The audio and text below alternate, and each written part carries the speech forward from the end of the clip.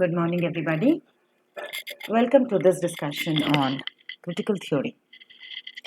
In today's video, we shall be talking about the feminist criticism. In the Western world, Aristotle, who is the father of Western philosophy, describes the female is a female by virtue of lack of certain characters. The old Latin saying, tota mulier in utero, which means woman is nothing but a womb.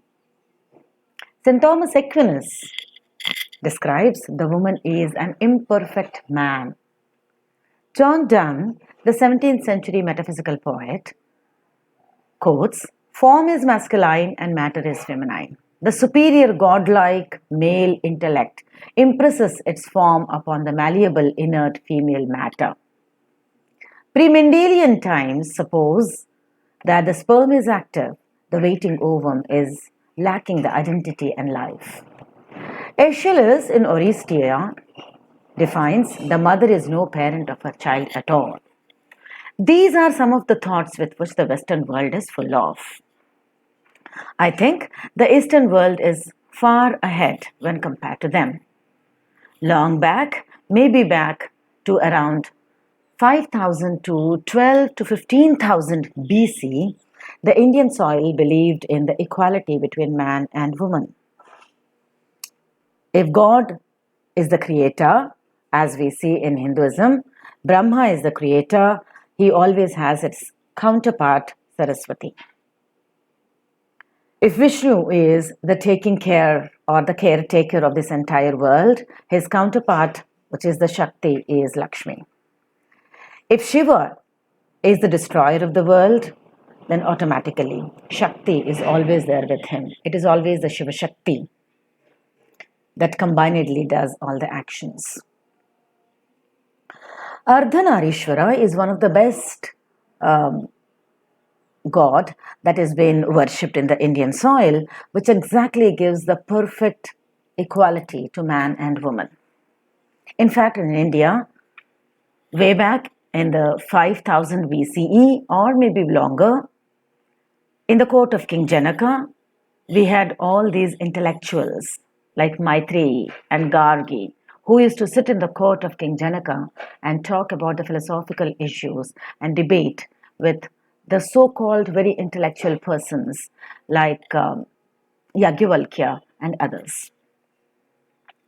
The wives of the respective munis, if you observe, or rishis, if you observe, Arundhati, Ansuya, Ahalya, all these were well-learned scholars, equal to their respective male counterparts. In fact, till the recent times, maybe 1000 years ago, it was equality that existed between man and woman on the Indian soil.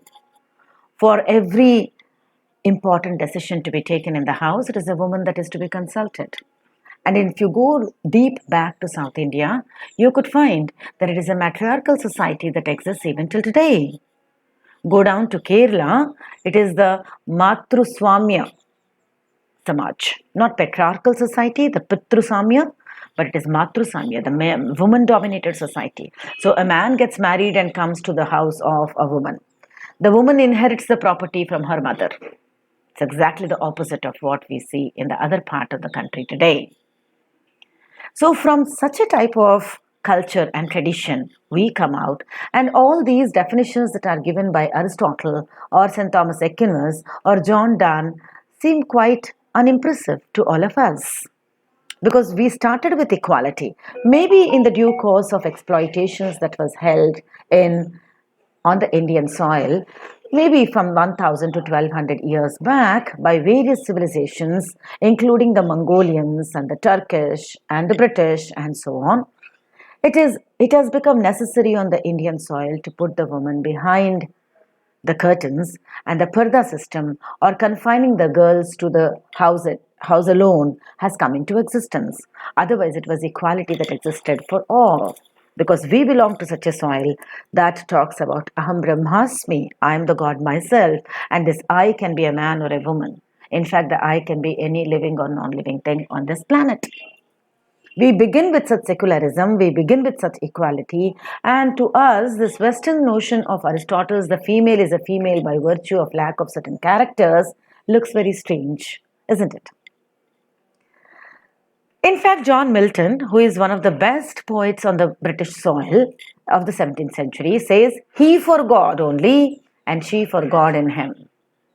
Tennyson, who is a representative Victorian poet, defines man is for the front and woman is for the hearth. Man is at the center, woman is at the marginal. Man is always right, woman is always wrong. Man is always cultured, woman is natural or barbaric. Man is always good and woman is evil. Even if you look into the etymology of man and woman in the English language, man is equal to a complete man, a complete human, whereas woo would mean something attached. So a woman is something attached to a complete human, and hence she has become woman. Very derogative remark, don't you think? Similarly, if you look at the words like male and female, male is the entire body, perfect. The perfect body is called male. And to that, the fee is added. Fee would mean the unwanted part. Though the female is the unwanted part of a perfect body, though it gets attached for various purposes. Even this definition of female is very derogatory. Don't you agree with me? So the Western world believed man is the body and the woman is the tail, not the essential part. There are various stories that are situated also in the West propagating these notions. Right from Adam and Eve's story, it is Eve who was tempted first by Satan to eat the apple in the garden, Eden garden, in heaven, and that's why man has fallen down. How? Because Eve compels Adam to eat in the name of love. And even Milton's Paradise Lost records that Adam eats the apple only because of the compulsion of Eve. And so Eve is responsible for the fall of Adam. So female is responsible for the fall of man. Similarly is Helen of Troy. In the Greek land, the various beautiful epics that are written by Homer, Virgil, and various others talk about the destruction of the city of Troy only because of the beauty of Helen. It is she who is responsible for killing the Spartans and the Trojans and is responsible for the Trojan War. In the Greek mythology, the Greek god with the evil box is Pandora, and it is Pandora who actually opens the box. The box passes on to various generations, asking people not to open it because it has got diseases, it has got death, it has got suffering, it has got tears, it has got pain, and so on and so forth. And it's a woman, Pandora, who is none other than the Greek god with the evil box, who opens it first and brings everything onto this world: pain, suffering, diseases, and death. So a woman is responsible for bringing about these onto the earth. From a slightly different perspective, Sita and Draupadi also are looked at in the ancient Indian epics like Ramayana and Mahabharata respectively, who are responsible for the downfall or who are responsible for the war. Sita responsible for the war between Rama and Ravana, and Draupadi responsible for the war between Kauravas and Pandavas, the own cousins. Slightly looked at these Sita character and Draupadi character from a different perspective, we can argue that they become highly instrumental. These women are highly instrumental in bringing about the war so that good can fight against the bad and the bad can be nullified. Had this not taken place, Rama would not have fought with Ravana, and Ravana, the evil man, could not have died at all. So it's the karma of Ravana to be killed by Rama in the war, and Sita becomes instrumental. It's in this way she becomes the heroine, in fact. The same logic applies to Draupadi as well. The Kauravas were so bad, and the allies of Kauravas were so inhuman and evil that they need to be killed in a mass. And Mahabharata war at Kurukshetra becomes a sort of center for them to be killed. The Pandavas could never have killed their own cousins and the allied evil had it been a normal situation. And Draupadi, in fact, becomes the heroine. And she becomes instrumental for the Pandavas and the Kauravas war and the death of Kauravas. looked at from this point of view, in the Indian context at least, Sita and Draupadi are heroines and not like Eve or Helen. Agree with me? But in general, religion is anti feminist, is what is the notion of um, many feminists. By anti feminist, the Hindu women, for example, are not allowed to do puja, not allowed to enchant the mantras, and so on and so forth. The logical answer that we can find out for this statement that religion, Hindu religion at least, is anti-woman or anti-feminist, can be that there are certain words that are given or distributed to each class of people. Say, for example, man has to do all the religious rites and enchant mantras because he goes out to learn the scriptures. And women who are confined to the house need to take care of the rest of the things like cooking food or maybe collecting flowers for the puja or cleaning the place or so on and so forth, which is quite logical. One does one work and the other does another work. What is harm in it? Because a single man doing everything cannot be possible. Similarly, this opposition is given to the Muslim women also who are not allowed in the mosque. Maybe a similar logic must have applied in that context also. In general, but the rules of the society are against the women and all those people who raise their voice against this male domination and phallocentrism are feminists. Agree? Feminism in general is a collection of movements that is aimed at defining, establishing and defending equal political, economic and social rights and equal opportunities for women. The concepts overlap with those of women's rights many a times, and feminism is mainly focused on women's issues. But because feminism seeks gender equality, it in general brings about a sort of equality between man and woman in the society.